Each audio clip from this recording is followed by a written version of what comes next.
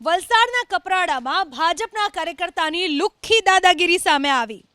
ગાઢવી ગામના તાબડમાળ ફળિયામાં પીવાના પાણીના બોર ઉપર ભાજપ કાર્યકર્તા અમરેશ બુઘલે કબજો કર્યાનો સ્થાનિકોનો આરોપ છે કે વર્ષોથી જે બોરમાંથી તેઓ પાણી ભરતા હતા તે બોર પર ભાજપ કાર્યકર્તાએ કબજો કરીને લોકોને પાણી ભરતા અટકાવ્યા છે।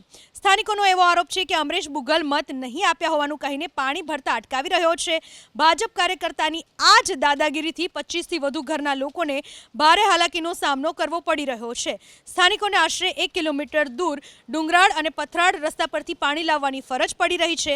તાત્કાલિક પાણી મળે અને દાદાગીરી કરનાર ભાજપ કાર્યકર અમરેશ બુઘલની શાન ઠેકાણે લાવાય તેવી સ્થાનિકો માંગ કરી રહ્યા છે। ગાઢવી ગામના તાબડમાળ ફળિયામાં પીવાના પાણીના બોર ઉપર ભાજપ કાર્યકર્તા અમરેશ બુઘલે કબજો કર્યાનો સ્થાનિકોનો આરોપ છે કે વર્ષોથી જે બોરમાંથી તેઓ પાણી ભરતા હતા તે બોર પર ભાજપ કાર્યકર્તાએ કબજો કરીને લોકોને પાણી ભરતા અટકાવ્યા છે।